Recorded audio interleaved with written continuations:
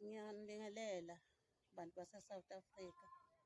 Ngiwulindiwe ngowakwaMyeni e-Utrecht phakathi kwe-Vryheid neNyukhasela. Nginengane ewuSinegugu Ntobeko wakaMyeni ebifundela ubudokotela ePhilippines e-Asia. Ngebhadi-ke ngonyaka wayo wokugcina kulo nyaka ivele yashona ngoMsombuluko ngomhlaka 10 kuJulayi. Ishone kungazeleleke ibiyogibela izobuya ize ekhaya, kodwa-ke yaficwa ukufa yashona e-airport. Ngakho-ke ngisenkingeni yokuthi ngifuna umzimba wakhe ubuye uze ekhaya ngikwazi ukumbeka nami ngesizotha, kodwa akwenzeki.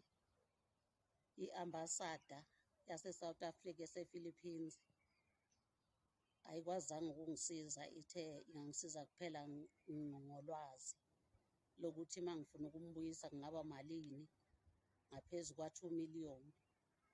Uma ngifuna ukumshisa kungaba malini, u-70 Ks, u-70 Ks nawo u-2 million nento.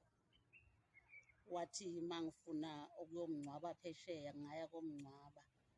So izinto lezo engithi angizisho abantu basemzansi bangisize ukuthi umntana mabuye ngibone nje ithambo la ngilibeke khona.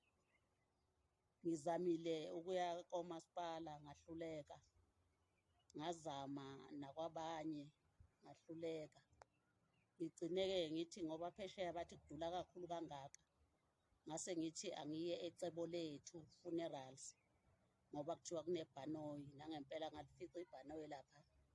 Bathe-ke imali yabo yokuhamba balanda umzimba u-216,000 behamba beyomlanda babuye. Ngibone ngathi ngcono-ke kunala mamiliyoni ashiwoyo uma bezomletha abaphesheya ePhilippines. Ngiyacela nje bantakwethu nifake isandla ningisize, wonke ophumelelayo nje afake isandla ningisize, ngihlanganise lo 216,000 bakwazi ukumlanda, ngoba bathe ngeke bakwazi ukumlanda ingaphelele le mali okukhokhwa. Ngiyafisa ngoba nangale njengoba ehleli lapha isidumbu sakhe siyabiza usuku nosuku, sibiza u-1,695 usuku nosuku, okusho ukuthi le mali iyakhuphuka zonke ley'nsuku azoyihlala lapha. Ngisalinde ukuqeda lesikweletu sika-216,000 waseCebolethu ukuze bahambe bamlande. Ngiyacela kakhulu kakhulu kakhulu. Umntwana lo obeseshilo wathi mama sengiyaqeda, sengizosiza abantu basemzansi ngokuthi ngibalaphe njengodokotela wengqondo.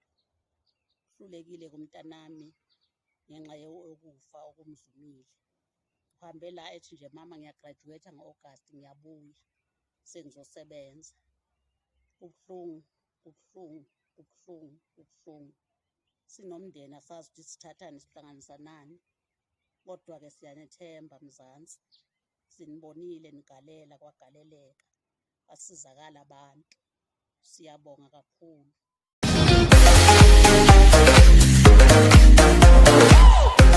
Ngiwulindiwe ngowakaMyeni, ebengithule udaba lami kuma-social media ngenxa yenhlupheko ebengiphezu kwayo yokubuyisa umntanami uSinegugu Ntobeko Myeni ePhilippines abuye eze-South Africa azongcwatshwa ngesizotha.